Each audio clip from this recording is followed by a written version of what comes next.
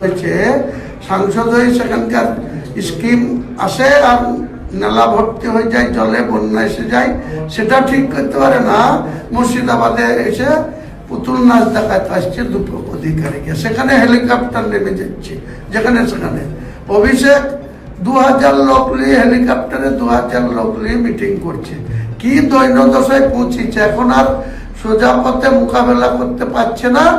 AI করে video বানিয়ে Humayun কবিরকে malign করার চেষ্টা করছে।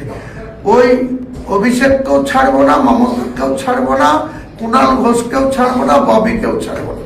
4 জনের নামে একজনের নামে মানহানি মামলা করব। প্রমাণ করবে আমাকে যে বিজেপির কোনো নেতার সাথে আমি কোনো লেনদেনে আছি, কোনো জায়গায় একসঙ্গে এক ফ্রেমে বসে মিটিং করেছি, কোন হোটেলে করেছি, না কোন রেস্তোরাঁয় করেছি, না কোন পার্টি অফিসে করেছি, প্রমাণ দেবে। তা নাহলে একজনের বিরুদ্ধে মানহানি মামলা করব এবং তাদের বিরুদ্ধে এই মিথ্যাচার করার জন্য আরো মুসলিম ভাইদের কাছে যতটা আপিল করার দরকার, যতটা অনুরোধ করার দরকার করব।